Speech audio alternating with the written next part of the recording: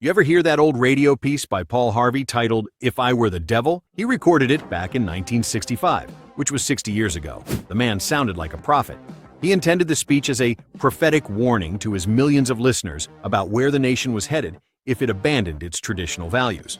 It was a warning to America about the gradual erosion of the nation's moral and social foundations.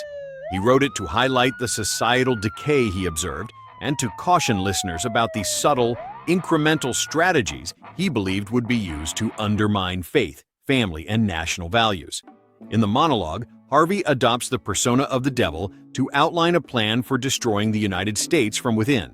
Yeah, I've heard it. Gives you chills, don't it? Like he could see right into the future. Everything he warned about. Looks like we're living in it now. I think by framing the issues as the devil's work, he sought to expose how evil politicians and others with evil intent might operate in everyday life to slowly dismantle our society's moral fabric. Exactly. Harvey laid it out plain. Said if he were the devil, he'd use lies, division, and temptation to turn America inside out, one little step at a time. Let's walk through what he said, point by point, and look around at how dead-on right he really was. Harvey said, "If I were the devil, I'd corrupt the church first." He said he'd whisper that what's bad is good, and what's good is outdated. He'd make faith seem old-fashioned, and moral people look foolish, sowing discord within families and convincing young people that marriage is old-fashioned. Well, he nailed that. Look around. Half the country's afraid to talk about right and wrong anymore. Everything's relative, and everyone's too scared of offending somebody. They have been at it for a while now, in convincing people the Bible is a myth and evicting God from public life in courthouses, schools, and Congress, and substituting psychology for religion in churches. That's right. Morality used to be the backbone of America. Honesty, hard work, family, faith. Now it's treated like a joke. Folks who try to live clean get mocked while pimps and crooks get reality shows. Just look at how they have encouraged young people to believe marriage is old-fashioned, while promoting promiscuity and a swinging lifestyle as normal behavior. We've turned sin into entertainment and virtue into punchlines. Turn your TV on and it's filled with reality shows. Well, it's not my reality. Sounds like the devil's been running a pretty good PR campaign. Harvey warned, "If I were the devil, I'd destroy the family, make divorce easy, legalize abortion, ridicule parents, and make kids grow up too fast. Encourage schools to fill young minds with half-truths and teach them to let their emotions rule." In the end, this will lead to environments everywhere needing drug-sniffing dogs and metal detectors. Boy, he didn't miss that one. Families today are scattered. We are overtaxed to the point that both parents got to work just to get by. Nobody eats dinner together anymore, and kids are raised by cell phone and computer screens. Exactly. And that is what is happening in two-parent households. Think about all of the single-parent households. Harvey said, if you destroy the home, you destroy the country. That's the truth. When there's no family structure, the state steps in. Schools, social programs, government. Before long, people depend on politicians instead of each other, and the government controls more and more of your life. And that's how control works. You weaken the family so folks lean on the system instead. Divide, isolate, and manage. In other words, it's the old divide and conquer trick. Harvey said, "If I were the devil, I'd make Americans hate one another. Man against man, black against white, rich against poor, gay against straight, young against old. Expel God from public institutions like the courthouse, and then from the schoolhouse, and then from the houses of Congress, and replace religion with psychology in churches." We're living that every day. Everywhere you look, race, gender, politics, it's just one fight after another. Nobody listens anymore. They just shout. They use the media to fan the flames of division and getting courts and government bodies to act against traditional moral and religious principles. And that's by design. A divided country is an easy country to control. While we argue about pronouns and party lines, the powerful are busy writing laws and cutting deals that hurt everybody the same. Divide and conquer. Keep people mad at each other and they'll never notice who's holding the leash. Exactly.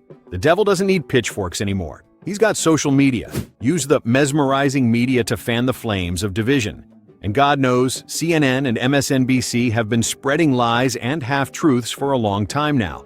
Both ABC and CBS lost major lawsuits recently for doctoring videos, which they then broadcasted on national TV.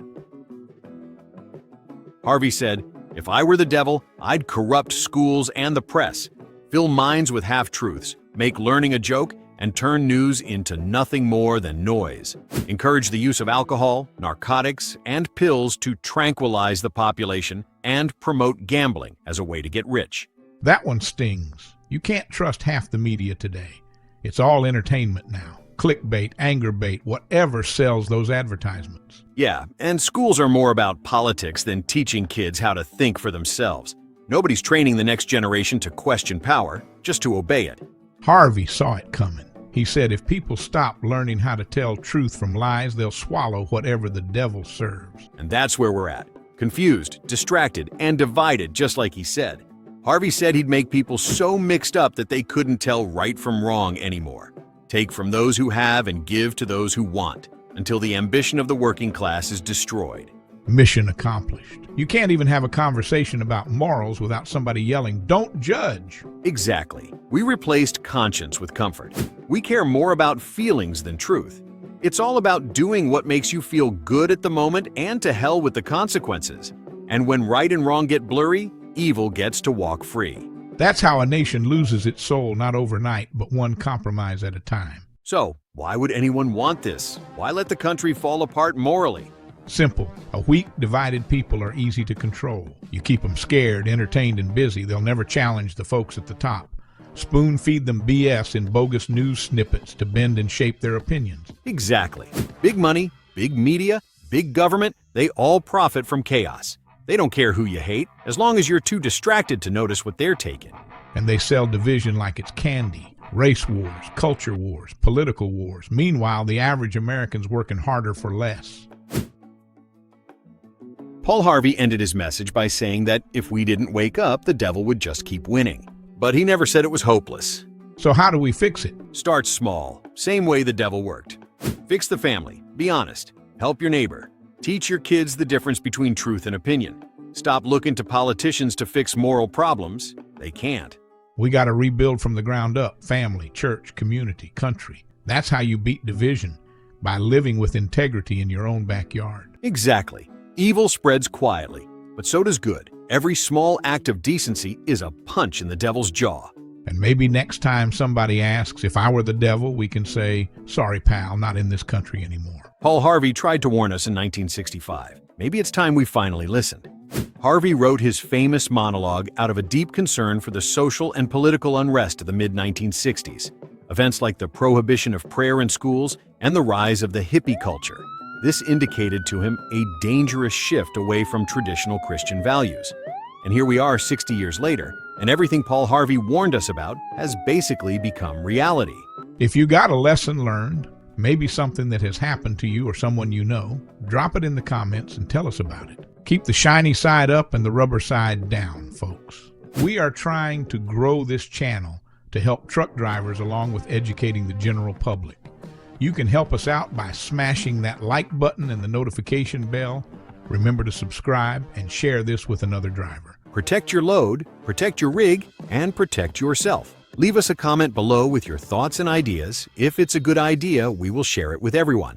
Subscribe for more trucking truth, and together we'll keep hammering this issue till somebody listens.